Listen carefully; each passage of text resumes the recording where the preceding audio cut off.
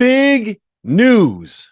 The Almanac is officially back. The most exhaustive and comprehensive guide to the 2023-24 college basketball season is available for pre-order now. If you go to cbbalmanac.com, link is in the description below, you can pre-order for just $15.99 or 20% off the sticker price. The format is going to be a little bit different this season. Instead of an 850-page PDF, you'll be getting access to the full site with league-by-league PDFs available for download. The preview will be live on September 20th, so you have until then to be able to get your pre-orders in. So for insight for all 362 Division I teams from their head coaches and the experts that cover them, make sure you hit that link.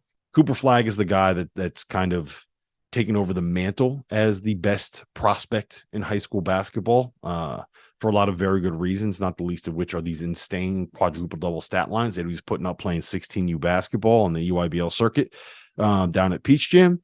And for my money, I actually think AJ Dybantsa is the best prospect in high school basketball. I think he is an absolute killer. I'll get into why in a little bit.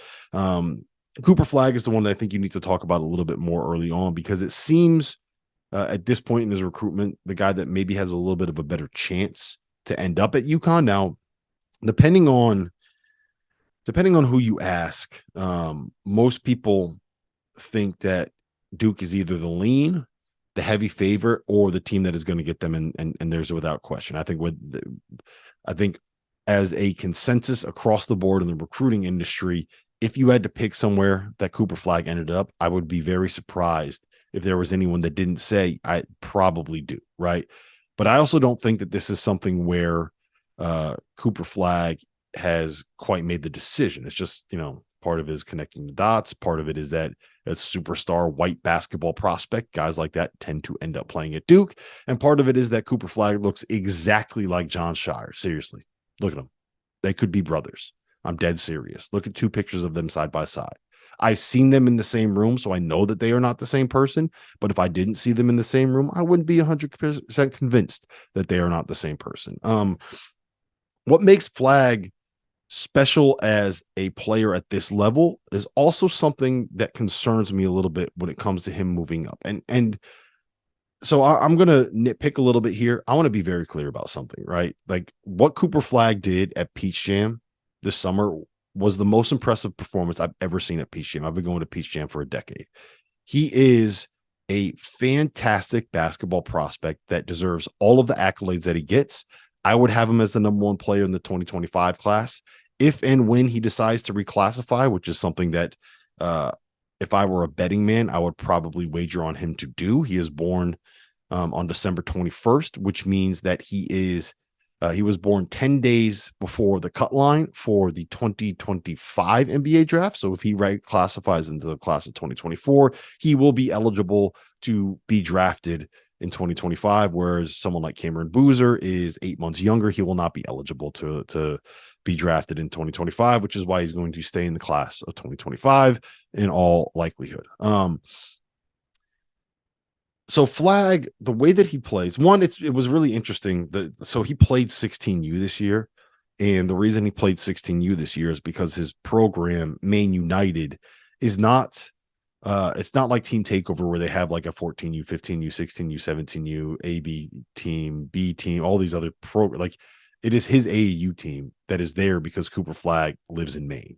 And as good as his twin brother is, like there's that team is not really good enough to play at the 17U level, even if Cooper Flagg is. Like the reason they even made it to the finals was Cooper Flagg was averaging like 30 points, 20 boards, 10 blocks, and 8 assists.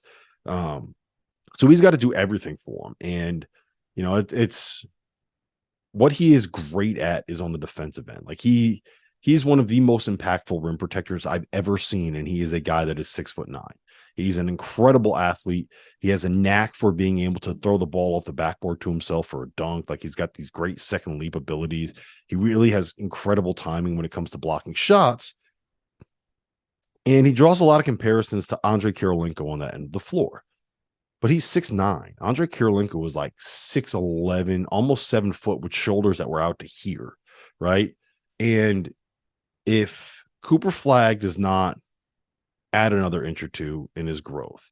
I wonder as he moves up levels, whether or not he will be able to have that same impact as a rim protector, whether or not he can be a 5 and play that role as a rim protector, because I don't think that he is someone, as he continues to move up levels, that is necessarily going to be able to be as effective as a primary ball handler and playmaker, like the kind of like dribbling, like crossover between the legs, step back, hit a three, like all the stuff that he does. Like, I'm not sure if that works as you continue to move up levels and continue to play against better competition and continue to play against, frankly, strong, tough as hell, athletic as hell, 6'5" guys that can climb up in you as a defender. And so I'm a little bit concerned there. That's not to say he can't do it. That's to say I kind of want to see it happen.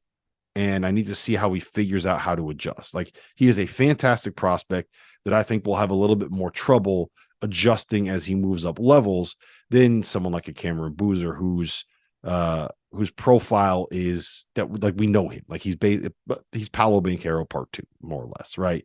We know what he is. We know what he can be. We've seen it work. We've seen it at the NBA level.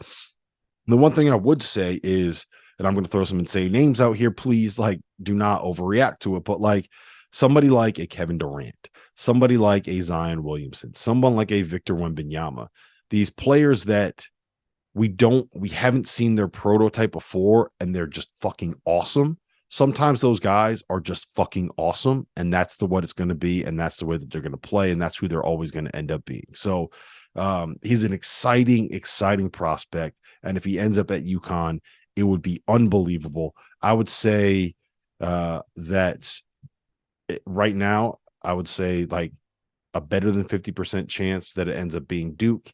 And if it's not Duke, there's a better than 50% chance that it's UConn. But I if that makes sense, like I think that UConn is still an underdog, but you know, I wouldn't count him out.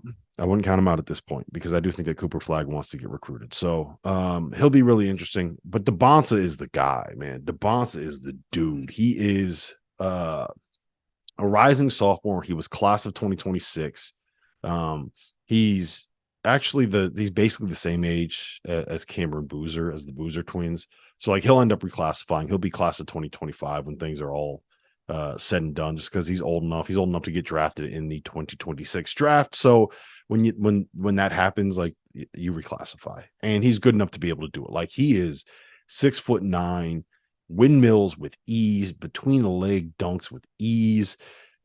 Terrific shooter, really understands how to get to his spots. Like, he is everything you want out of a 3-level score. He is everything that you want out of a versatile, switchable defender. Like, he's just such a stud. And because he's so athletic and because he's such a weapon offensively, like I think that he has an incredibly high floor as a player.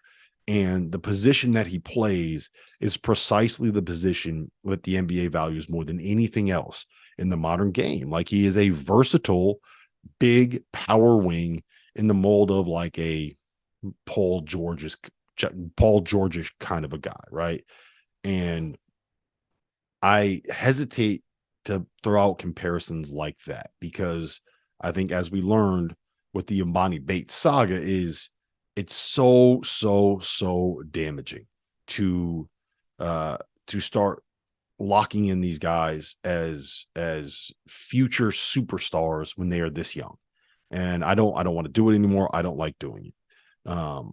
What I will say is that, like, if everything comes together for Dybantsa, I mean, he's got a chance to be unbelievable. He's got a chance to be so much fun. And he seems like a really like down to earth, normal kid. I don't think that he has necessarily been affected by the fact of his, like, just how good he could end up being. So it'll be really exciting to watch him develop. And he's another guy, like, if he ends up at UConn, man, like that, we're gonna have fun.